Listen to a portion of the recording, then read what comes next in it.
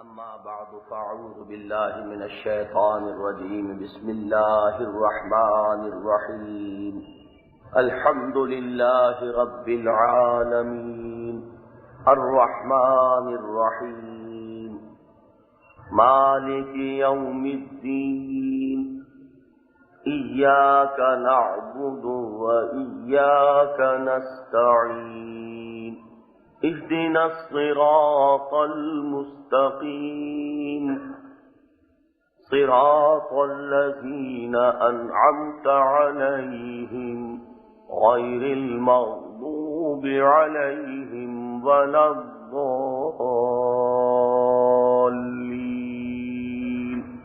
آمين رب اشرح لي صدري ويسر لي أمري واحلل عقدة من لساني يفقهوا قولي۔ یہ پانچواں اجتماع ہے جس میں ہم سورہ فاتحہ کے بارے میں گفتگو کر رہے ہیں، اور میرا ارادہ یہ ہے کہ آج ہم اس پر اپنی گفتگو کو مکمل کر لیں۔ پہلے دو اجتماعات میں اس سورہ مبارکہ کی عظمت اور اس کے بارے میں بعض تمہیدی باتیں گوش گزار کی گئی تھی۔ مزید برآں ہم نے ایک حدیث قدسی کا مطالعہ کیا تھا جس میں اللہ تعالی کا یہ فرمان نبی اکرم صلی اللہ علیہ وسلم نے نقل فرمایا ہے کہ قسمت الصلاۃ بینی و بین عبدی نصفین، میں نے نماز کو اپنے اور اپنے بندے کے مابین آدھا آدھا تقسیم کر لیا ہے۔ فنصف لی ونصف لعبدی ولعبدی ما سأل، تو اس کا نصف تو میرے لیے ہے اور نصف میرے بندے کے لیے ہے، اور میں نے اپنے بندے کو عطا فرمایا، دیا جو اس نے مانگا۔ سورہ فاتحہ کی 7 آیات میں سے 3.5 اللہ تعالی کی حمد و ثنا اور تمجید پر مشتمل ہے، اور جو ان کا منطقی نتیجہ نکلتا ہے یعنی توحید فی العبادت، ایاک نعبد، 3 آیات تو وہ مکمل، الحمدللہ رب العالمین۔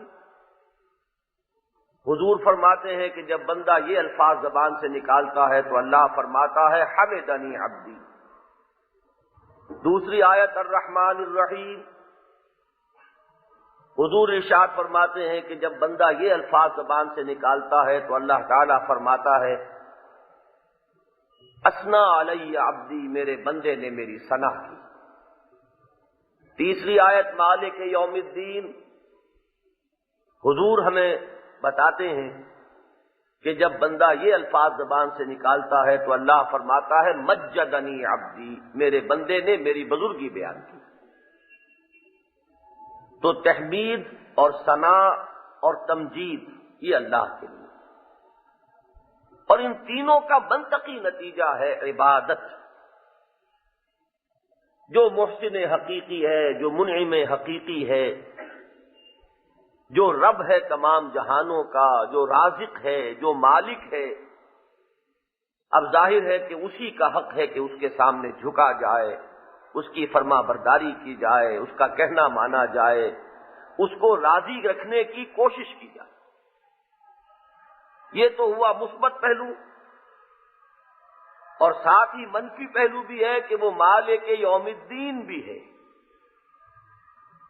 وہ اپنے فرما برداروں کو جزا دے گا، نافرمانوں کو سزا دے گا، اور جزا و سزا کے دن اختیار مطلق اسی کا ہوگا۔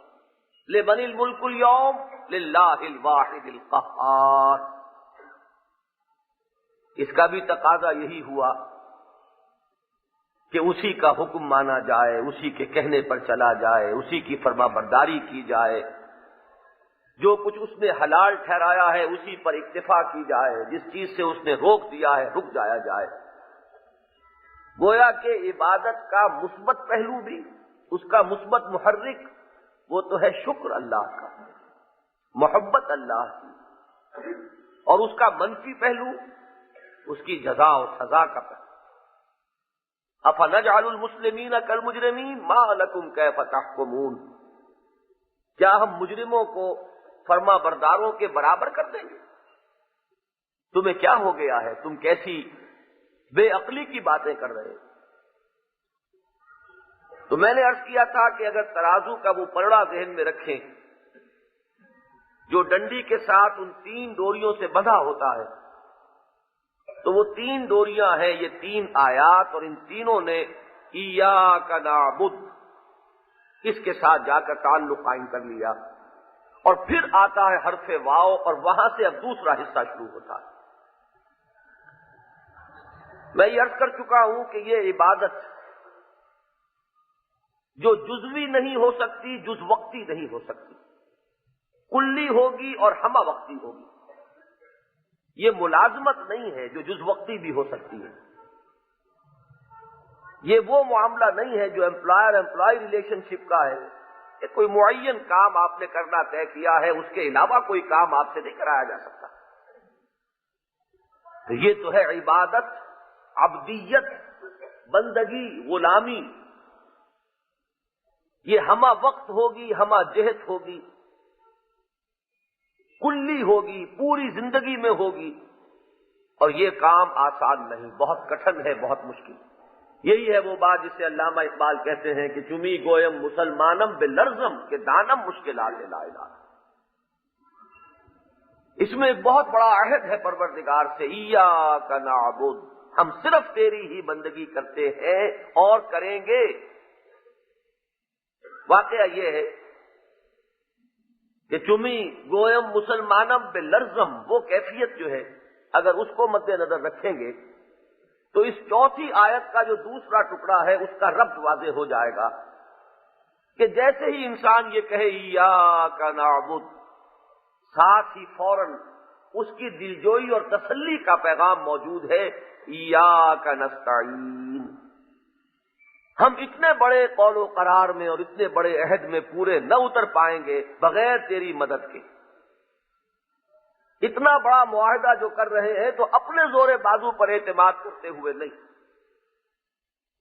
ہم اس میں تیری تائید، تیری توفیق کے محتاج ہیں۔ چنانچہ یہی ہے وہ رمز نبی اکرم صلی اللہ علیہ وسلم کی اس دعائے معصورہ میں کہ جو آپ ہر نماز کے بعد مانگا کرتے تھے، اللہم اعنی علی ذکرک و شکرک و حسن عبادتک۔ اگر واحد ہو تو اعنی ہوگا، اور اگر باجماعت نماز ادا کی ہو تو اعنا۔ اللہم اعنا علی ذکرک و شکرک و حسن عبادتک۔ اے اللہ ہماری مدد فرما کہ ہم تجھے یاد رکھ سکیں، ہم تیرا شکر ادا کر سکیں جیسا کہ تیرے شکر کا حق ہے، اور تیری بندگی کر سکیں جیسا کہ تیری بندگی کا حق ہے۔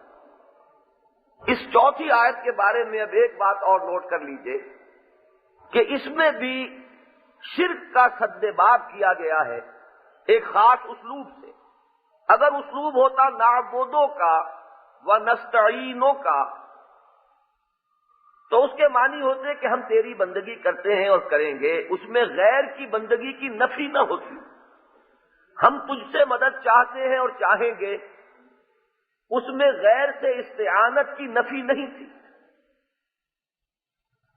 لیکن عربی زبان میں مفعول کو پہلے لا کر حصر کا ایک مفہوم پیدا ہو جاتا ہے۔ نعبدو کا نہیں ہے، ایاک نعبد، ہم صرف تیری ہی بندگی کرتے ہیں اور کریں گے۔ یہاں شرک کا سد باب ہوا، توحید پر زور آ گیا۔ یہ ہے توحید فی العبادت۔ وَإِيَّاكَ نَسْتَعِينُ، اور صرف تجھ ہی سے مدد مانگتے ہیں اور مانگیں گے۔ یہ ہے توحید فی الاستعانت۔ توحید فی العبادت کے ذہن میں یہ بات رکھیے، اس کو امام ابن تیمیہ نے، میں نے شاید پہلے بھی عرض کیا تھا کہ توحید کے 2 رخ معین کیے ہیں۔ ایک ہے توحید فی العقیدہ، اس کو آپ کہہ سکتے ہیں نظریاتی توحید، علمی توحید۔ اللہ ایک ہے، اللہ تنہا ہے، اللہ کا کوئی ساجی نہیں ہے، اللہ کا کوئی مد مقابل نہیں ہے، اللہ جیسا کوئی نہیں ہے، اللہ کی صفات میں کوئی اس کا مثل نہیں ہے۔ میں یہ خاص طور پر جملے اس طرح ادا کر رہا ہوں کہ آپ کو محسوس ہو جائے کہ یہ کچھ کسی چیز کا، کسی حقیقت کا اظہار ہے علمی انداز میں۔ اور توحید کا دوسرا رخ ہے توحید فی الطلب، مطلوب اور مقصود اور معبود صرف وہی ہو۔ تو در حقیقت جو پہلی آیت ہے الحمدللہ رب العالمین، یہ توحید فی العقیدہ یا علمی یا نظری توحید کے ضمن میں یہ اصل الاصول ہے، یہ جڑ ہے، یہ بنیاد ہے۔ اور ایاک نعبد یہ توحید فی الطلب یا عملی توحید، اسی کی اطاعت ہوگی، مطاع مطلق صرف وہی ہے، اور سب کے لیے اطاعت بس اس کی اطاعت کے دائرے کے اندر اندر ہوگی۔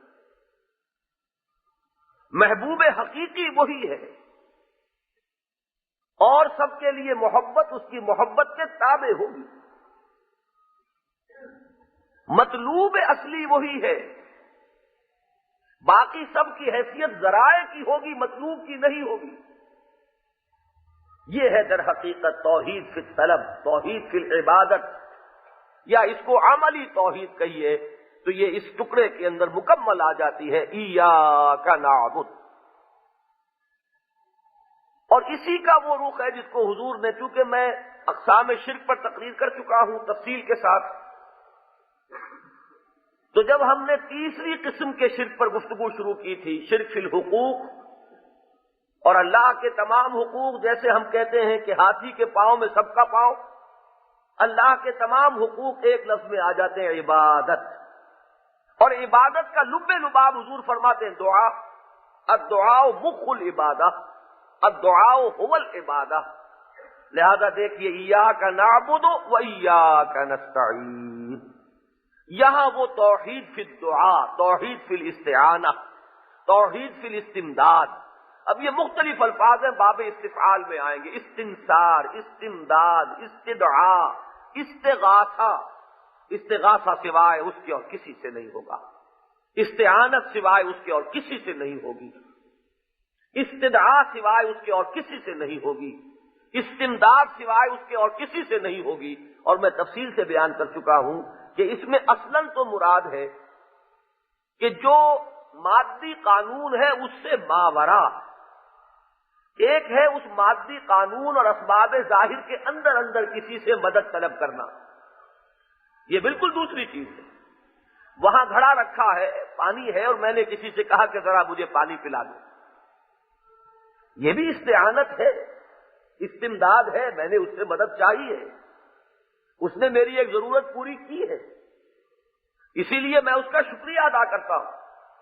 لیکن یہ ہے جو عادی اسباب ہیں، جو مادی وسائل ہیں، جو ظاہری سلسلہ اسباب و علل ہے، اس کے اندر استمداد، استعانت، یہ سب ایک مختلف شے ہے، اور ماورا کوئی غیر محسوس طریقے پر، مادی طریقوں سے بلند تر کسی سلسلے میں کسی سے مدد طلب کرنا، کسی سے استغاثہ کرنا، کسی کو پکارنا، کسی سے دعا کرنا، کسی سے استعانت کرنا، یہ بالکل دوسری شے۔ یہ دوسری شے تو شرک ہوگا، اس میں کسی شک و شبے کی گنجائش نہیں۔ اگر اللہ کے سوا کسی سے استمداد ہے، استعانت ہے، استدعاء ہے، استغاثہ ہے، وہ شرک ہے، اس کے شرک ہونے میں کوئی شک نہیں۔ ہاں یہ جو ہے اسباب ظاہری کے اندر کسی سے مدد طلب کرنا، اس میں شرک خفی پیدا ہو سکتا ہے۔ اگر انسان کے ذہن پر یہ چیز مسلط ہو جائے کہ اس میں خود اپنی جگہ پر یہ طاقت موجود ہے کہ میری ضرورت پوری کر سکتا ہے، اگر یہ حقیقت ذہن سے اوجل ہو جائے کہ لا حول ولا قوت الا باللہ، کسی میں کوئی طاقت نہیں ہے جب تک کہ اللہ کا اذن نہ ہو۔ میں نے اس سے کہا ہے کہ مجھے پانی پلا دے، یہ مجھے پانی پلا سکتا ہے تبھی جب اللہ چاہے گا، محض اپنے ارادے سے، اپنی طاقت سے یہ مجھے پانی بھی نہیں پلا سکتا۔ اگر یہ چیز ذہن سے اوجل ہو جائے گی تو یہ بھی شرک ہو جائے گا، لیکن یہ شرک خفی رہے گا، جبکہ وہ شرک جو ہے کہ ان اسباب ظاہری سے ماورا ہو کر کسی سے مدد طلب کرنا، اس کے تو شرک کے جلی ہونے میں کسی شک و شبے کی گنجائش نہیں۔ تو یہ رب چلا آ رہا ہے وہ توحید کے ضمن میں اور شرک کے سد باب کے ضمن میں۔ اب آگے چلیے، آخری 3 آیات جو ہیں وہ مل کر ایک جملہ بنتی ہیں، اور اس کو آپ یہ کہہ سکتے ہیں کہ یہ اب ایک عام کے بعد خاص بات کا ذکر آ رہا ہے۔ استعانت عام ہے، اے رب ہم تیری ہی مدد چاہتے ہیں۔ مدد تو ایک عام لفظ ہے، اس مدد کے اندر اہم ترین چیز جو ہے وہ یہ ہے کہ ہمیں ہدایت عطا فرما، اہدنا الصراط المستقیم۔ یہ استعانت کے بعد، عام لفظ کے بعد، در حقیقت ایک خاص چیز کا ذکر ہو رہا ہے۔ ہم سب سے بڑھ کر جس چیز کے محتاج ہے پروردگار، وہ ہدایت ہے۔ یہاں سب سے پہلا نقطہ تو یہ ذہن میں رکھیے، سورہ فاتحہ کی عظمت کو سامنے رکھتے ہوئے، کہ ایک بندہ رب کو اپنے رب کے حضور میں حاضری کی نعمت میسر آئی۔ یہ میری اور آپ کی نماز نہیں، ذرا اس وقت واقعتاً جو عبداللہ ہو، انی عبداللہ جو کہہ سکے، جو فی الواقعی عبدہ ہو، عبد دیگر عبدہ چیزیں دیگر، ما سراپا انتظار و منتظر، اس کا تصور کیجئے وہ رب کے حضور میں حاضر ہے۔ اور اس وقت وہ حدیث لائیے ذہن میں کہ حضور نے فرمایا کہ الصلاۃ معراج المومنین، اس وقت وہ مانند معراج کی لذت سے فیض یاب ہے۔ یہاں پر دیکھیے کہ اس نے مانگا کیا ہے، گویا کہ تلقین ہو رہی ہے کہ مانگنے کی اصل شے کیا ہے۔ ایک ہے ہماری ذہنی سطح، دنیاوی نعمتیں طلب کریں گے۔ میں نے آپ کو وہ لطیفہ سنایا تھا کہ میرے ایک دوست جو امریکہ جا رہے تھے، انہوں نے اپنی ایک چھوٹی سی بچی سے کہا کہ بیٹی تمہارے لیے میں وہاں سے کیا لاؤں؟ اس نے وہ اپنی ذہنی سطح پر کہا کہ میرے لیے وہاں سے ایک پینسل لے کر آئیے، اس لیے کہ اس کی ذہنی سطح ہے اتنی، اس سے بالا تر کسی شے کا ابھی اسے تصور نہیں۔ تو مانگتا تو ہر ایک اپنی ذہنی سطح کے اعتبار سے ہے۔ اگر ہمیں وہ لمحہ میسر آ جائے، ہم کیا مانگیں گے؟ جس چیز کی ہماری نگاہ میں قدر و منزلت ہوگی، شاید دولت مانگیں، ثروت مانگیں، شہرت طلب کریں، دنیاوی حیثیت و وجاہت کا سوال کریں، دنیاوی غلبہ و اقتدار کی خواہش ظاہر کریں۔ یہاں تلقین ہو رہی ہے کہ مانگنے کی اصل شے ہدایت ہے۔ در حقیقت رہنمائی ہو رہی ہے کہ اس پوری کائنات میں کوئی نعمت نہیں ہے جب تک کہ اس کے ساتھ نعمت ہدایت نہ ہو۔ جنہیں تم نعمت سمجھے ہوئے ہو وہ تو موجب زحمت بن جائیں گی اگر ہدایت نہ ہو۔ دولت ہے، ہدایت نصیب نہیں ہے، اس دولت سے آپ کیا کریں گے؟ عیاشیاں کریں گے، بدماشیاں کریں گے،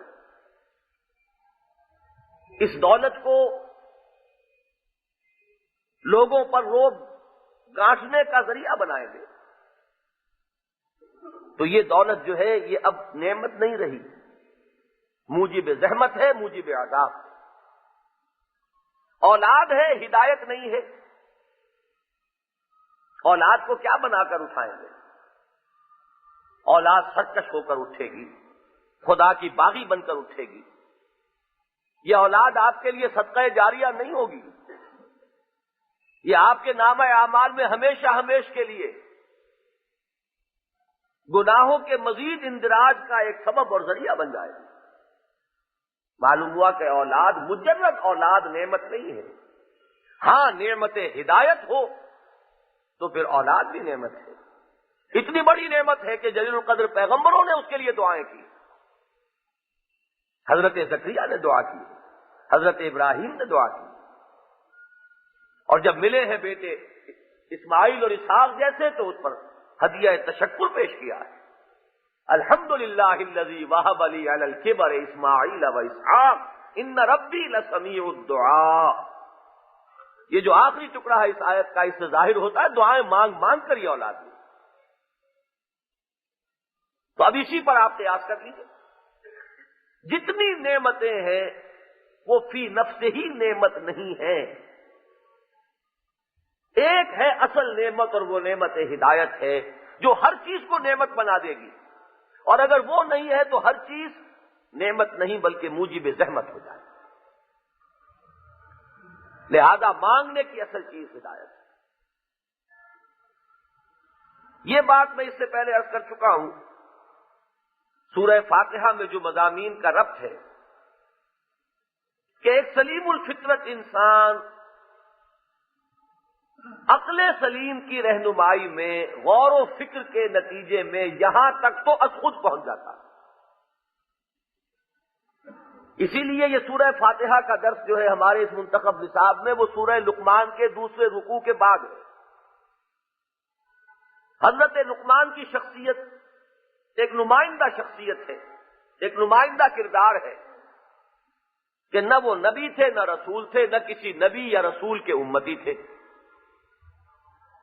ہاں سلیم الفطرت سلیم العقل انسان تھے۔ قرآن نے اسی لیے ان کا تعارف کرایا، وَلَقَدْ آتَيْنَا لُقْمَانَ الْحِكْمَةَ، ہم نے لقمان کو حکمت عطا فرمائی۔ چنانچہ وہ کہاں کہاں تک پہنچے؟ توحید تک وہ پہنچے۔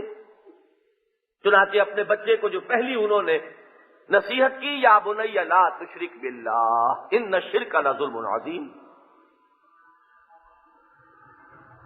معاد کے تصور تک بھی پہنچ گئے۔ اعمال انسانی ضائع جانے والے نہیں ہیں۔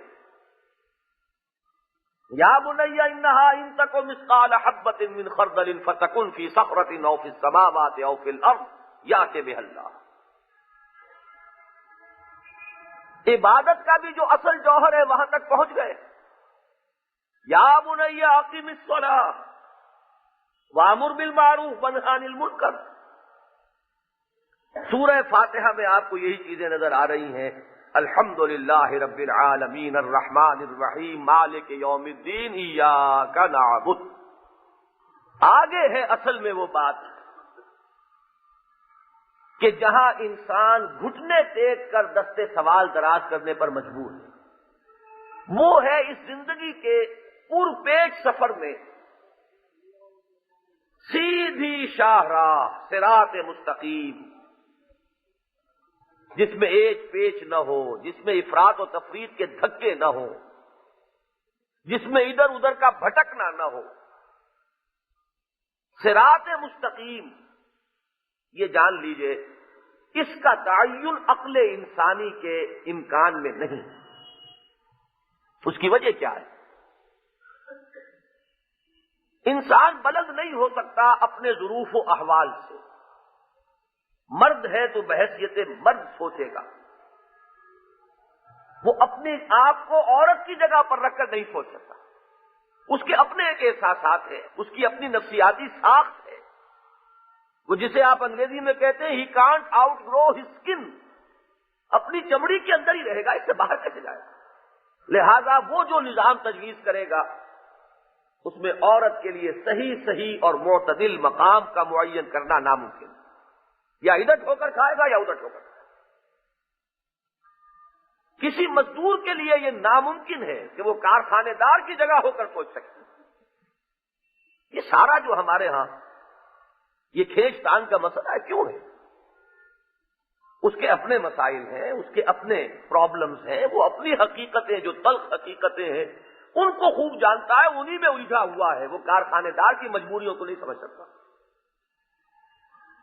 اور کارخانے دار اس کے ذہن پر مسلط ہیں، اس کے مسائل، وہ محسوس نہیں کر سکتا کہ ایک غریب مزدور کے احساسات کیا ہیں۔ اب انسان ظاہر بات ہے یا ادھر ہوگا یا ادھر ہوگا، یا وہ مرد ہوگا یا وہ عورت ہوگی، یا وہ مزدور ہوگا یا وہ کارخانے دار ہوگا، یا وہ کاشتکار ہوگا یا وہ زمیندار ہوگا، یا وہ حکومت میں ہوگا یا اس پر حکومت کی جا رہی ہوگی۔ تو انسان ان مختلف حیثیتوں میں رہتے ہوئے غور کرتا ہے، سوچتا ہے، افراط و تفریط میں لازماً مبتلا ہوتا ہے۔ اور یہ جان لیجئے کہ ان پیچیدہ مسائل میں نے 3 چیزیں گنوائی تھی، یہ 3 تقریباً عقدہ لا ینحل ہیں۔ مرد اور عورت کے درمیان توازن، فرد اور اجتماعیت کے مابین توازن، انفرادی حقوق اور اجتماعی مصلحتیں ایک طرف کو وہ کھینچتی ہیں، دوسری طرف کو یہ کھینچتے ہیں، اور سرمایہ اور محنت کے درمیان توازن۔ اس سرمایہ اور محنت ہی کی ایک شکل ہے، یہ زمیندار ہے، یہ کاشتکار ہے، دوسری شکل ہے، یہ کارخانے دار ہے اور یہ مزدور ہے۔ اس تیسرے مسئلے کو انڈسٹریل ریولوشن نے، صنعتی انقلاب نے اور مشین کی ایجاد نے اس کو تو یوں سمجھیے کہ اتنا گمبھیر بنا دیا ہے کہ اس کا حل کسی کے پاس نہیں۔ یا تو انتہائی کیپٹلزم کی طرف انسان چلا جائے گا اور یا چھلانگ مارے گا تو اسے کوئی راستہ نظر نہیں آئے گا سوائے کمیونزم کا۔ یہ ہے وہ دھکے جو نوع انسانی کھا رہی ہے۔ ان میں جو اصل ضرورت ہے انسان کی، یہ جان لیجئے کہ نبوت اور رسالت کی ضرورت کیا ہے۔ توحید تک تو انسان خود پہنچ سکتا ہے، آخرت تک بھی اس کی رسائی ہے۔ ان چیزوں میں تو اس کو زیادہ یقین کی گہرائی جو ہے وہ رسالت سے میسر آتی ہے۔ اصلاً یہ چیزیں اس کے اپنے ذہن کے دائرے میں بھی ہیں، لیکن گہرائی اور گیرائی میں اضافہ ہوگا نبوت اور رسالت کے ذریعے سے۔ لیکن جہاں وہ بالکلیہ محتاج ہے نبوت اور رسالت اور وحی کا، وہ ہے یہ صراط مستقیم، سیدھا راستہ۔ اس کے لیے قرآن مجید میں مختلف الفاظ آئے ہیں۔ الصراط السوی، یہ استوا، برابر ہو جانا، بالکل درمیانی راستہ۔ خط استوا ہم کہتے ہیں جو ہمارے کرۂ زمین کو بالکل دو حصوں میں منقسم کر دیتا ہے، یعنی درمیانی راستہ۔ کہیں کہتے ہیں سواء السبیل، کہیں کہتے ہیں قصد السبیل۔ تو یہ مختلف اصطلاحات ہیں جو ایک حقیقت کو واضح کرنے کے لیے نمایاں کی جا رہی ہیں کہ انسان اس زندگی میں قدم قدم پر، دو راہوں پر، تراہوں پر، چوراہوں پر آتا ہے، اور اگر ہدایت خداوندی کا دامن اس نے نہ تھاما ہوا ہو تو کہیں وہ موڑ مڑ جائے گا، اور یہ موڑ ابتدا میں تو معلوم ہوگا بڑا ہی کوئی خاص فرق نہیں ہے، 10 ڈگری کا فرق ہے ان دونوں راستوں میں، لیکن آگے بڑھتے جائیں گے اور وہ راستہ کھلتا چلا جائے گا۔ خشت اول چونے حد میں مار کج، تاثریا میرود دیوار کج، تاکہ جا کے معلوم ہوگا بہت دور نکل آئے۔ اور پھر جو انسان زور لگائے گا، ایک رد عمل اس کے اوپر جو مسلط ہو جائے گا، تو ہو سکتا ہے بالکل دوسری انتہا کو نکل جائے۔ حضور نے ایک مرتبہ باقاعدہ ڈائیگرام بنا کر صحابہ کو سمجھایا۔ زمین پر ایک تنکے سے آپ نے ایک سیدھا خط کھینچا، اور کچھ آڑے ترچھے خط ایک بائیں طرف سے آیا، اور وہ اس سیدھے خط کو کاٹتا ہوا دائیں طرف نکل گیا۔ ایک دائیں طرف سے آیا اور اس سیدھے خط کو کاٹتا ہوا بائیں طرف نکل گیا۔ پھر یہ بائیں والا جو ہے یہ پھر لوٹا، پھر اس کو کاٹ کر پھر دائیں طرف نکل گیا۔ یہ ہے اصل میں وہ کیفیت کہ اصل میں ذہن میں رکھیے اس ڈائیگرام میں حضور نے کس عظیم حقیقت کو واضح کیا۔ فطرت انسانی زور تو لگاتی ہے سواء السبیل کی طرف، لیکن اس جگہ آ کر رکتی نہیں ہے، کیونکہ وہ رہنمائی کا دامن ہاتھ میں نہیں ہے کہ معلوم ہو جائے کہ اب یہاں سے ڈائریکشن ٹھیک کرنی ہے۔ وہ اپنے اسی زور میں پھر وہاں سے لوٹتی ہے، معلوم ہوا بہت غلط آ گئے۔ اب دیکھیے ایک لفظ کے حوالے سے میں اس کو بیان کیا کرتا ہوں، آزادی ایک اعلیٰ قدر ہے، سب مانتے ہیں۔ آج سے کوئی 300 برس پہلے یہ سمجھ لیجئے پوری دنیا میں فیوڈل سسٹم تھا۔ فیوڈل سسٹم میں عام انسان جو ہے انتہائی پستی کے اندر مبتلا تھے، نہ ان کے حقوق نہ ان کے اختیارات۔ بادشاہ ہے اور بادشاہ کے نیچے جاگیردار ہے، 30,000 منصبدار، 20,000 منصبدار، وہاں لارڈز ہیں، بیرنز ہیں، ہر جگہ پوری دنیا میں ایسٹ اور ویسٹ ہر جگہ یہی تھا۔ انسانوں کی حیثیت ان جاگیرداروں کے مقابلے میں کمی کاری لوگوں کی۔ جب انسان میں وہ شعور پیدا ہوا جس کو اقبال نے ابلیس کی مجلس شورا میں ابلیس سے کہلوایا ہے، جب ذرا آدم ہوا ہے خود شناس و خود نگر، جب یہ احساس پیدا ہوا کہ آخر یہ بھی ہماری ہی طرح کے 2 ہاتھ 2 پاؤں رکھنے والے انسان ہیں، وہ 2 ہاتھ 2 پاؤں ہمارے پاس بھی ہیں، ہم ان سے اس طرح کمتر تو نہیں کہ انہی کے دبیل ہو کر رہے، وہ اب شعور پیدا ہوا۔ آزادی کی تلاش میں نوع انسانی نے سفر کا آغاز کیا۔ فرینچ ریولوشن ایک بہت بڑا لینڈ مارک ہے انسانی تاریخ میں۔ جمہوریت کے دور کا آغاز ہوا، آزادی، لیکن اس آزادی میں ایک عدم توازن شامل ہو گیا۔ پیسے کے سلسلے میں بھی آزادی، میرا پیسہ میں جو چاہوں کروں۔ وہی آزادی جو سیاست کے میدان میں خود اختیاری اور جمہوریت کی طرف انسان کو لے گئی، وہی آزادی تھی جو معاشی معاملات میں کیپٹلزم کی طرف لے گئی۔ کچھ دیر کے بعد ہوش آیا کہ ہم تو یہ آسمان سے گر کر کھجور میں اٹک گئے۔ رست از یک بند تا افتاد در بندے دیگر، جاگیردار کی غلامی سے نکلے تھے، سرمایہ دار کی غلامی میں مبتلا ہو گئے۔ وہ آزادی کی چڑیا ہاتھ نہ آئی، اب پھر واپس سفر شروع کیا۔ ایک رد عمل اور اس کی انتہا کمیونزم۔ کسی کا کچھ نہیں ہے، سرمایہ اور سرمایہ پیدا کرنے والے ذرائع جو ہیں وہ انفرادی ملکیت میں نہیں ہونے چاہیے، وہ اجتماعی ملکیت میں ہونے چاہیے۔ ہے وہی آزادی کی طرف، پہلے وہ جاگیردار کی غلامی سے چھٹکارا حاصل کیا تھا، اب سرمایہ دار کی غلامی سے چھٹکارا حاصل کرنے کی کوشش ہو رہی ہے، لیکن توازن اب بھی نہیں۔ نتیجہ کیا نکلا کہ اسٹیٹ ایک بہت بڑا سرمایہ دار اور ایک بہت بڑا جاگیردار بن گئی۔ انسان پھر اسی بندھن میں بندھے ہوئے رہ گئے، ٹوٹلیٹیرین نظام، کام کرو اور روٹی کھاؤ، باقی اظہار رائے اور آزادی اظہار رائے کسڑیا کا نام ہے، اس کو بھول جاؤ۔ کیسے کیسے پنچھی وہاں سے کس کس مصیبتوں سے وہاں سے اڑ کر پہنچتے ہیں کئی آزاد دنیا میں، آزاد فضا میں سانس لینے کے لیے۔ کیوں؟ اس لیے کہ چلے چلو کہ وہ منزل ابھی نہیں آئی، کہ انتظار تھا جس کا یہ وہ شہر تو نہیں۔ وہ آزادی انسان کے ہاتھ میں نہیں آ رہی۔ اس کی وجہ یہ ہے کہ انسان اسی اپنے سوچ، اپنے غور و فکر اور عمل کا رد عمل، اس کا شکار ہوتا چلا جا رہا ہے۔ یہ ہے وہ پس منظر جس میں گھٹنے ٹیک کر دعا کرنے کا مقام ہے۔ وہ اکبر الہ آبادی کے اس شعر کے مطابق کہ طالب ہو خدا سے تو دعا ہی کہے یہ کام، یہاں تو اسی سے مانگنا پڑے گا، اہدنا الصراط المستقیم، اے رب تو ہی ہدایت فرما ہمیں سیدھے راستے کی طرف۔ ہدایت میں یہ ذہن میں رکھیے، یہ آپ کو مباحث عام تفاسیر میں مل جائیں گے کہ ہدایت کے مدارج ہیں۔ سجھا دینا، سمجھا دینا، یہ بھی ہدایت ہے، اور انگلی پکڑ کر چلانا اور منزل تک پہنچا دینا، یہ بھی ہدایت ہے۔ اس ہدایت کی انسان کو ہر لحظہ ضرورت ہے۔ سیدھے راستے پر تو آپ آ گئے، لیکن یہ کوئی معاملہ ایسا تو نہیں کہ آگے کوئی دوراہا نہیں آنا۔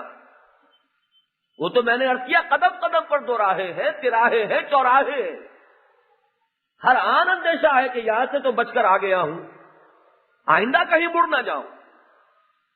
لہذا اہدنا الصراط المستقیم تو آپ دن میں 5 مرتبہ ریپیٹ کرتے ہیں، اور ہر مرتبہ کئی بار اس کو دہراتے ہیں۔ پروردگار تیرا ہی دامن تھامیں گے تو ان پرپیش راہوں سے سلامتی کے ساتھ گزر سکیں گے، کسی غلط موڑ پر نہ مڑ جائیں گے، اور سیدھے اپنے منزل مراد تک جا پہنچیں گے۔ اہدنا الصراط المستقیم، الصراط المستقیم یہ مرکب توصیفی ہے، بالکل سیدھا راستہ۔ اگلی 2 آیات میں اس سیدھے راستے کی مزید وضاحت ہے۔ اس سے مزید اس بات کی رہنمائی مل رہی ہے کہ یہ کتنی بڑی دولت ہے، کتنی بڑی نعمت ہے۔ انسان کو جس چیز سے محبت ہوتی ہے اس کا پھر وہ ذکر کرتا ہے زیادہ تفصیل سے۔ جیسے سورہ طٰہٰ میں ہم نے دیکھا کہ گفتگو کرنے کے لیے چونکہ حضرت موسیٰ علیہ السلام اللہ تعالی سے جو شرف مکالمت و مخاطبہ حاصل ہوا تھا، اس میں طول دے رہے ہیں بات کو۔ سوال صرف یہ تھا کہ ما تلک بیمینک یا موسیٰ قال ہی عصای اتوکأ علیہا واہش بہا علی غنمی ولی فیہا مآرب اخری۔ اسی طریقے سے یہاں دیکھیے اہدنا الصراط المستقیم، لیکن اس کی مزید منفی اور مثبت 2 اعتبارات سے توضیح ہو رہی ہے۔ خود اس میں ہمارے لیے رہنمائی بھی ہے کہ جو کچھ مانگ رہے ہو اس کو اچھی طرح سمجھ لو کہ کیا مانگ رہے. صراط الذین انعمت علیہم، راستہ ان کا جن پر تیرا انعام ہوا. غیر المغضوب علیہم، جو نہ تو مغضوب علیہم ہے کہ ان پر تیرا غضب نازل ہوا ہو، ولا الضالین، اور نہ ہی گم کردہ راہ ہے. یہ مثبت اور منفی انداز میں اسی صراط مستقیم کی مزید وضاحت ہے.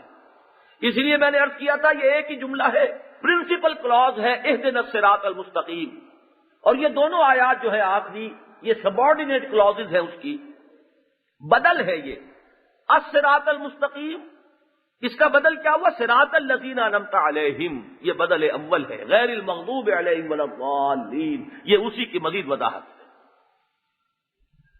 اب یہاں ہمارے سمجھنے کے لیے یہ تین قسم کے اشخاص ہیں جن کا سورہ فاتحہ میں ذکر آ گیا. پہلے ہے منعم علیہم، دوسرے ہیں مغضوب علیہم، تیسرے ہیں ضالین. ایک کے راستے کو ہم نے چاہا ہے کہ ہم پر کھول دیا جائے، ہمیں اس کی ہدایت دی جائے، اور دو سے ہم نے اللہ کی پناہ طلب کی ہے کہ پروردگار ان کے راستے کی طرف کہیں ہمارا رخ نہ موڑ دیجو. منعم علیہم کون ہے؟ القرآن یفسر بعضہ بعضا، قرآن کا ایک حصہ دوسرے حصے کی تفسیر کرتا ہے. سورہ نساء میں چلیے، وہاں بات کھلے گی. وَمَن يُطِعِ اللَّهَ وَالرَّسُولَ فَأُولَٰئِكَ مَعَ الَّذِينَ أَنْعَمَ اللَّهُ عَلَيْهِمْ مِنَ النَّبِيِّينَ وَالصِّدِّيقِينَ وَالشُّهَدَاءِ وَالصَّالِحِينَ وَحَسُنَ أُولَٰئِكَ رَفِيقًا.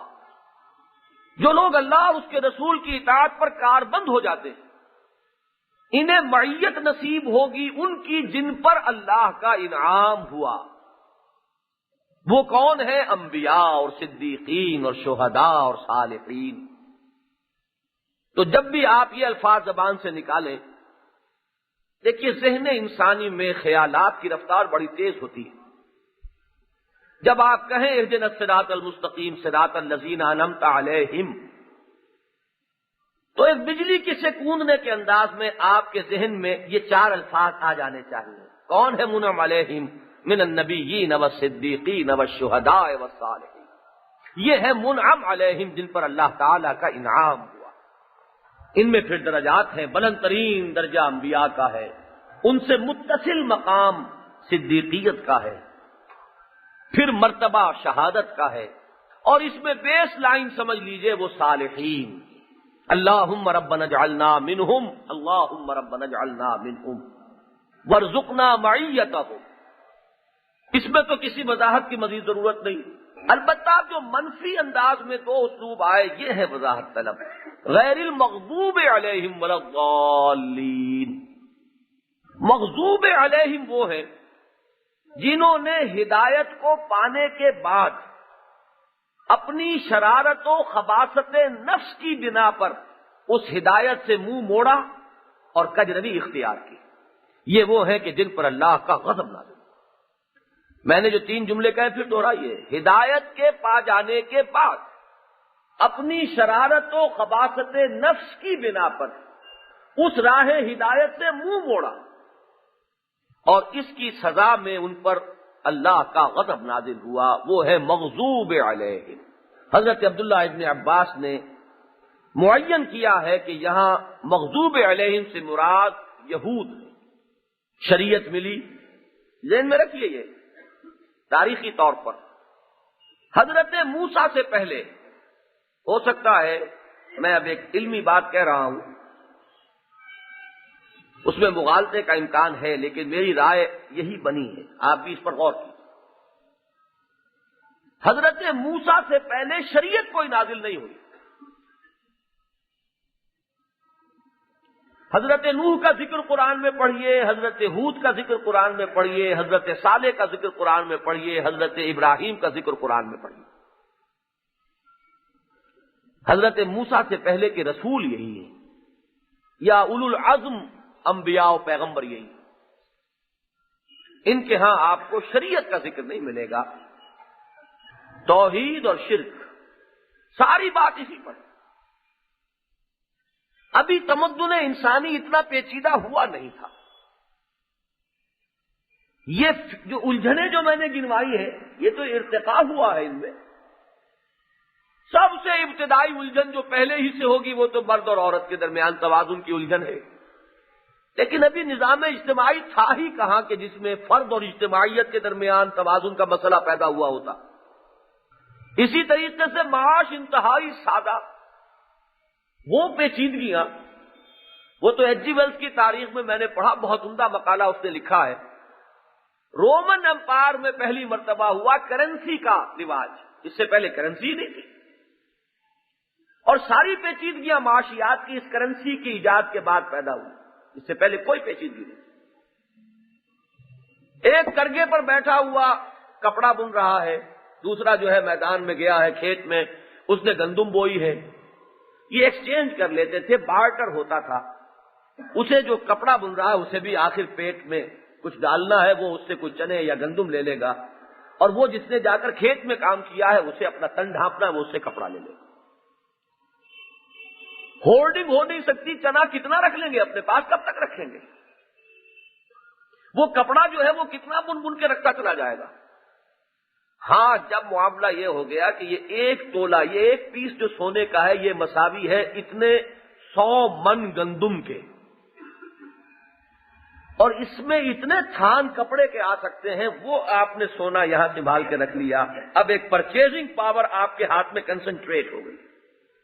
یہاں سے ایچ جی ویلز کے الفاظ یہ ہے کہ انسان کو کچھ شعور نہیں تھا کہ یہ کرنسی ایجاد کر کے کتنی بڑی لعنت کا طوق اس نے اپنے گلے میں ڈال دیا، مجرد کرنسی۔ تو جب تک یہ نہیں تھا پرابلم کہاں سے؟ لہذا یہ سارا جو تدریجی ارتقا ہو رہا ہے اس میں شریعت کی جو ضرورت آئی ہے کہ جس میں تفصیلی احکام دیے جائیں، ڈوز اینڈ ڈونٹس، یہ مت کرو یہ کرو، اس کا ہمیں ذکر جو ہے اصلاً ملتا ہے حضرت موسیٰ علیہ السلام کی شریعت۔ کتاب پہلی جو اتری ہے وہ حضرت موسیٰ کی کتاب ہے، حضرت نوح پر کسی کتاب کے اترنے کا ذکر نہیں۔ صحف ابراہیم کا تذکرہ ملتا ہے لیکن وہ بھی اب دنیا میں کہیں نہیں ہے۔ اچھا، حضرت ابراہیم کے نام کے ساتھ بھی آپ کو ملت ابراہیمی ملے گی۔ ملت کی چیزیں کیا تھی؟ 6 حضور نے گنوائی ہیں۔ ختنہ کرنا فطرت کی ایک بات ہے، یہ بال جو ہے جسم کے ان حصوں سے اتار دینا، ناخن اتارنا، لب کتروانا، یہ وہ من الفطرہ، اور یہی در حقیقت وہ ہے بنیادی تعلیمات جو حضرت ابراہیم علیہ السلام سے منسوب۔ باقی شریعت اور حلال اور حرام اور جائز اور ناجائز اور اوامر اور نواہی، اور یہ واجب، یہ مستحب، یہ فرض، یہ مکروہ تحریمی، یہ حرام مطلق، یہ ساری چیزیں جو ہے جب تمدن کی پیچیدگیاں پیدا ہوئیں تب یہ مسائل تھے۔ لہذا پہلی شریعت جو ہے وہ شریعت موسوی ہے، اور حضرت موسیٰ علیہ السلام کے پیرووں نے اپنی خباثت نفس اور شرارت نفس کی وجہ سے اس شریعت کو گم کیا، اس میں تحریف کی، اس کو اپنی خواہشات کا تختہ مشق بنایا۔ نتیجہ یہ ہوا کہ یہ وہ قوم ہے جو مغضوب علیہم کے لیے سب سے بڑی نمایاں مثال ہے، یہ سمبل ہے، یہ علامت ہے مغضوب علیہم۔ قرآن مجید میں بھی ایک سے زائد مقامات پر ذکر ہے، ضربت علیہم الذلۃ والمسکنۃ وباءوا بغضب من اللہ، ان پر ذلت اور مسکنت تھوپ دی گئی اور یہ اللہ کا غضب لے کر لوٹے۔ تو یہ تو ہے مغضوب علیہم۔ پھر نوٹ کیجئے، ہدایت خداوندی کے پانے کے بعد دیکھیے جیسا کہ سورہ شورى کا درس ہوا تھا، وما تفرقوا الا من بعد ما جاءهم العلم بغيا بينهم، انہوں نے جو یہ تفرقے کی راہ نکالی ہے تو اندھیرے کی وجہ سے نہیں، مغالطہ نہیں ہے، علم کے آ جانے کے بعد آپس میں ایک دوسرے پر اقتدار حاصل کرنے کے لیے، غلبہ حاصل کرنے کے لیے، اپنی انانیت، اپنی خود پرستی کی باعث۔ تو یہ ہے مغضوب علیہم۔ اور ضالین کون ہیں؟ اس لفظ کو اس کی اصل حقیقت کے اعتبار سے سمجھنا بہت ضروری ہے، اس لیے کہ یہ لفظ سورہ والضحیٰ میں حضور کے لیے بھی آیا ہے۔ وَوَجَدَكَ ضَالًّا فَهَدَىٰ۔ اس لفظ کا مفہوم یہ ہے کہ یا تو ابھی کوئی ہدایت کا طالب ہے، اسے ہدایت دی نہیں گئی، کوشاں ہے، متلاشی ہے، اس کے حصول کے لیے محنت کر رہا ہے، اور یا یہ کہ کسی وقت کسی نیکی کے جذبے میں حد اعتدال سے تجاوز کر کے اس صحیح راستے سے کہیں ہٹ گیا ہے۔ یہ دو مفہوم ہے ضال کے۔ ایک تیسرا مفہوم بعض حضرات صرف نکتہ آفرینی کے طور پر پیدا کرتے ہیں، اور وہ یہ کہ اگر کوئی شخص کسی کی محبت میں اس کیفیت کو پہنچ جائے کہ اس پر محبت کا غلبہ ہو جائے، مغلوب الحال ہو جائے محبت میں، تو یہ بھی ضال کا لفظ اس پر اس کا اطلاق ہو جائے۔ یہ اصل میں ساری کوشش اسی لیے کرتے ہیں کہ حضور کے لیے جب یہ لفظ آ گیا تو اب اس کی کوئی تعبیر ایسی ہونی چاہیے کہ حضور پر عشق خداوندی کا غلبہ ہو چکا، آپ محبت خداوندی سے مغلوب الحال تھے، تو حضور کے لیے چونکہ یہ لفظ آ گیا لہذا، لیکن یہ معاملہ صرف نکتہ آفرینی والا ہے۔ اچھی طرح جان لیجئے اس کے دو ہی مفہوم ہیں۔ ایک تو وہ شخص جس پر ابھی ہدایت منکشف نہیں ہوئی، ہدایت کی طلب ہے شدید، اس میں وہ غور و فکر کر رہا ہے، سوچ بچار کر رہا ہے۔ التفکر والاعتبار جو شرح حدیث میں لفظ آیا ہے، غور و فکر، عبرت پذیری کے مراحل سے گزر رہا ہے، طالب ہدایت ہے، ہدایت ابھی منکشف نہیں ہوئی۔ اور ایک وہ کہ جس کو ہدایت ملی تو تھی، اس نے اس کے اندر ایک غلط رخ اختیار کیا ہے، لیکن خباثت نفس کی وجہ سے نہیں، بلکہ نیکی ہی کا جذبہ ہے کہ جو کچھ غیر متوازن ہو گیا ہے، یہ بھی ضال ہوگا۔ چنانچہ پہلے تو اس دوسرے مفہوم کے اعتبار سے سمجھ لیجئے، اس لیے کہ حبر الامہ حضرت عبداللہ ابن عباس رضی اللہ تعالی عنہ، انہوں نے یہاں ضالین سے مراد متبعین حضرت مسیح علیہ السلام کو قرار دیا ہے۔ مغضوب علیہم سے مراد یہود، اور ضالین سے مراد حضرت مسیح علیہ السلام کے پیرو، جنہوں نے رہبانیت کی بدعت ایجاد کی۔ اب ظاہر بات ہے کہ رہبانیت کی جو بدعت ایجاد ہوئی تو کسی خباثت نفس کی وجہ سے نہیں ہے، محبت دنیا یا محبت مال کے اندر معتدل حد سے بڑھ جانے کا نتیجہ نہیں ہے، ترک دنیا محبت الہی ہے جس کی وجہ سے وہ گھر بار چھوڑ رہے ہیں، جا رہے ہیں، شادی بیاہ نہیں کر رہے ہیں، تجرد کی زندگی بسر کر رہے ہیں، تپسیاں کر رہے ہیں، پہاڑوں کے کھووں میں پہنچے ہوئے ہیں، غاروں میں پہنچے ہوئے ہیں، سانپوں اور بچھوؤں کے مسکنوں میں انہوں نے جا کر ڈیرا لگا لیا ہے، کوئی کسی پہاڑ کی چوٹی پر ہے، ریاضت کر رہا ہے۔ یہ سب کچھ جو ہے یہ جذبہ نیکی کا عدم توازن ہے، جذبہ نیکی کا حد اعتدال سے تجاوز ہے۔ اس کی وجہ سے اگر ہوگا کوئی صراط مستقیم سے ہٹ جائے گا تو وہ بھی مغضوب علیہم میں شمار نہیں ہوگا، اس لیے کہ مغضوب علیہم میں شمار ہونے کے لیے اس صحیح راستے سے ہٹنا ہے اپنی خباثت نفس کی وجہ سے، دنیا کی محبت کی وجہ سے، نفسانی خواہشات کی پیروی کی وجہ سے، نفسانیت میں اعتدال سے بڑھ جانے کے باعث وہ ہوگا مغضوب علیہم۔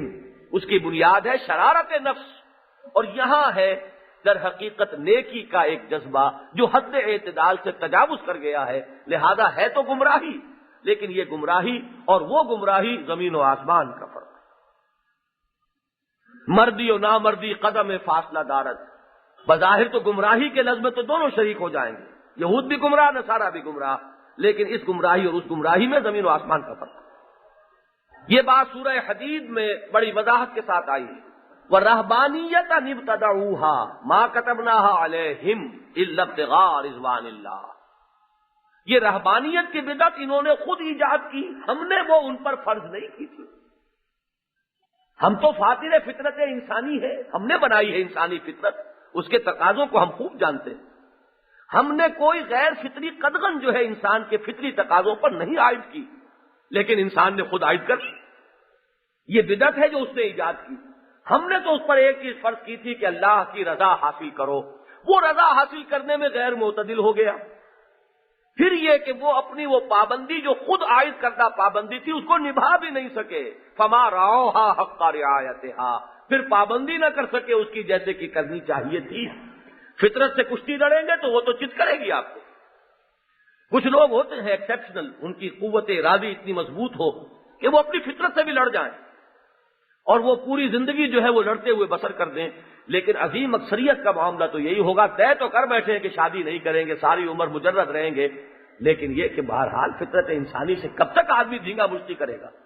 کہیں گرے گا اور گر کر نتیجہ کیا نکلے گا کہ کہنے کو راہب خانہ ہے اور اس کے تہخانوں میں حرامی بچوں کی جو ہے وہ قبروں کی قبریں جو ہے وہ بنی ہوئی۔ کیوں؟ رہتے تو ہیں یہاں راہبات اور راہب مرد، لیکن یہ کہ یہ فطرت انسانی کے خلاف معاملہ تھا، فطرت نے اسے پچھاڑ دیا۔ تو یہ تو ہے ایک مفہوم، اور یہ چونکہ حضرت عبداللہ ابن عباس سے منقول ہے یہاں تو بات واضح ہو گئی۔ لیکن یہی لفظ آیا حضور کے لیے وہاں کس معنی میں؟ وہاں مسئلہ وہ دوسرا ہے جو میں نے عرض کیا، تلاش حقیقت میں سرگرداں، ہدایت کی شدید طلب ہے اندر۔ وہ جو کیف کان بدء الوحی والی حدیث ہے حضرت عائشہ صدیقہ رضی اللہ تعالی عنہا سے، وہ یہی تو ہے کہ جب آپ کی عمر شریف ہوئی 40 برس کے لگ بھگ، حبب الیہ الخلاء فکان یخلو بغار الحراء، خلوت گزینی حضور کو محبوب ہو گئی اور آپ غار حرا میں جا کر خلوت گزینی کرتے تھے۔ یتحنس فیہ، اس میں آپ عبادت کرتے تھے۔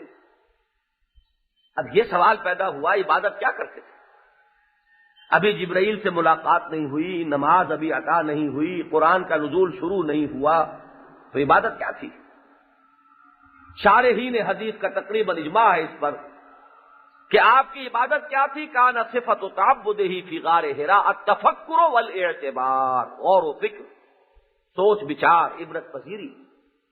یہ کیا ہو رہا ہے؟ کیوں ہو رہا ہے؟ یہ ظلم کیوں ہے؟ یہ تعدی کیوں ہے؟ یہ کیوں کچھ لوگ ٹکڑوں کے لیے محتاج ہیں اور کچھ لوگوں کے پاس افراط کی حد ہے؟ یہ کون ہے غلام؟ ہمارے ہی جیسے انسان ہیں، ان پر کیوں یہ قیامت بیت رہی؟ یہ انسان اپنے اخلاق کے لبادے کو خود ہی کیوں تار تار کر رہا؟ یہ عصمت و عفت جو ہے یہ کیوں سرے بازار نیلام ہوتی؟ یہ تفکر، غور و فکر، اعتبار، کائنات کیا ہے؟ یہاں ذرا سا ایک سوال ہو سکتا ہے آپ حضرات کے ذہن میں پیدا ہو جائے۔ میں بھی اس کو مانتا ہوں کہ نبی پیدائشی نبی ہوتا ہے، یہ بھی ذہن میں رکھیے، میں نے ہی آپ کو وہ حدیث کئی بار سنائی ہے کہ حضور تو اس وقت بھی نبی تھے جبکہ ابھی جسد آدم جو ہے اس کی تیاری ہو رہی تھی، ابھی وہ مٹی اور پانی آپس میں گندھ ہی رہے تھے، بین الطین والماء، پانی اور گارے کے درمیان ہی تھا معاملہ ابھی، لیکن وہ ہے روح کا معاملہ، عالم ارواح کے معاملات۔ یہ جو اس عالم جسدی میں وہ روح شامل ہو کر آئی ہے، تو اس عالم جسدی میں ابھی یوں سمجھیے کہ وہ ابھی کلی بند ہے، اس کلی کو ابھی کھلنا ہے، اس کی ایکسفولیشن ابھی ہونی ہے۔ بیج میں ایک مکمل درخت ہے، لیکن اس درخت کو بالفعل وہ بالقوہ ہے، پوٹینشلی ایک درخت ہے، اور ایکچولی بالفعل اس درخت کو وجود میں آنے میں وقت لگے گا۔ یہی معاملہ ہے کہ اگرچہ پیدائشی نبی ہیں، لیکن اس جسد کے ساتھ جب محمد الرسول اللہ صلی اللہ علیہ وسلم اس دنیا میں تشریف لائے ہیں تو وہ سارے مراحل آپ نے طے کیے ہیں، بچپن بھی آیا ہے، لڑکپن بھی آیا ہے، نوجوانی بھی آئی ہے، جوانی بھی آئی ہے، تدریجاً وہ ایکسفولیشن ہو رہی ہے، اور اب وہ وقت آنے والا ہے کہ وہ کلی کھلے گی، للی ان بلوم، یہ پھول پورے طور پر کھلے گا۔ وہ شمع اجالا جس نے کیا 40 برس تک غاروں میں، ایک روز چمکنے والی تھی سب دنیا کے درباروں میں، لیکن ایک وقت ابھی اس کا آنا تھا۔ وہ در حقیقت اسی کا وہ تقاضا پیدا ہو رہا ہے فطرت محمدی میں صلی اللہ علیہ وسلم، گھر بار سے، ملنے جلنے سے، میل ملاقات سے طبیعت کچھ آٹ سی ہو رہی ہے۔ گفتگو میں وہ جو اقبال نے بھی ایک نقشہ کھینچا ہے کہ دنیا کی محفلوں سے اکتا گیا ہوئی عرب، کیا لطف انجمن کا جب دل ہی بجھ گیا۔ اب کچھ اور کیفیت ہے، کچھ سوچ بچار کا مادہ غالب ہو چکا ہے، اس لیے کہ وہ کلی اب کھلنے کو، وہ فطرت اپنا زور لگا رہی ہے اندر سے، وہ کھینچ کر لے گئی ہے محمد کو غار حرا میں صلی اللہ علیہ وسلم، اور وہاں اس پھول کو کھلنا ہے۔ لیکن یہ کہ ابھی جو اس کی ابتدائی سٹیجز ہیں اس کو سورہ والضحیٰ میں بیان کیا، وَوَجَدَكَ ضَالًّا فَهَدَىٰ، پایا آپ کو تلاش حقیقت میں سرگرداں۔ آپ دستک دے رہے تھے باب العلم پر، پہنچ گئے تھے آپ وہاں، وہ جو اقبال کے اشعار میں آپ کو سنا چکا ہوں کہ گزر جا عقل سے آگے کہ یہ نور چراغ راہ ہے منزل نہیں ہے۔ وہ عقل کی منزلیں جو ہے طے کر رہے ہیں محمد الرسول اللہ صلی اللہ علیہ وسلم، اور وہ وقت آ گیا ہے۔ وہ اقبال ہی نے یہ سارے عقدے جو ہے خوب ان کو کھولا ہے کہ خرد کی گتھیاں سلجھا چکا میں، میرے مولا مجھے صاحب جنوں کر۔ وہ خرد کی گتھیاں سلجھانے کا ایک مرحلہ ہے جس کے بعد یہ منزل آنی ہے۔ ہم نے پایا آپ کو، ہم نے دیکھا آپ کو کہ آپ تلاش حقیقت میں سرگرداں ہے، تو ہدایت دی، پردے اٹھا دیے، وحی کا آغاز ہو گیا۔ تو یہاں اس معنی میں لفظ ضال ہے محمد الرسول اللہ صلی اللہ علیہ وسلم۔ سورہ شورى میں اس آیت نے اس کو بالکل کھول دیا ہے، واضح کر دیا ہے۔ وَكَذَلِكَ أَنزَلْنَا إِلَيْكَ رُوحًا مِّنْ أَمْرِنَا مَا كُنْتَ تَدْرِي مَا الْكِتَابُ وَلَا الْإِيمَانُ۔ اے نبی آپ کو کچھ پتا نہیں تھا کتاب کسے کہتے ہیں، ایمان کسے کہتے ہیں۔ ما كنت تدري ما الكتاب ولا الإيمان ولكن جعلناه نورا نهدي به من نشاء من عبادنا وإنك لتهدي إلى صراط مستقيم۔ اب یہ ہدایت کے دروازے جو آپ پر کشادہ ہو گئے کھل گئے، آپ اب اس مقام پر آ گئے ہیں کہ اب ہدایت آپ دیں گے لوگوں کو۔ وہ اہدنا الصراط المستقیم کی جو دعا ہے، اب وہ باب ہدایت واہ ہوا ہے بصورت نبوت محمدی صلی اللہ علیہ وسلم پوری نوع انسانی کے لیے۔ وَإِنَّكَ لَتَهْدِي إِلَىٰ صِرَاطٍ مُّسْتَقِيمٍ۔ بارک اللہ لی ولکم فی القرآن العظیم ونفعنی وإیاکم بالآیات والذکر الحکیم۔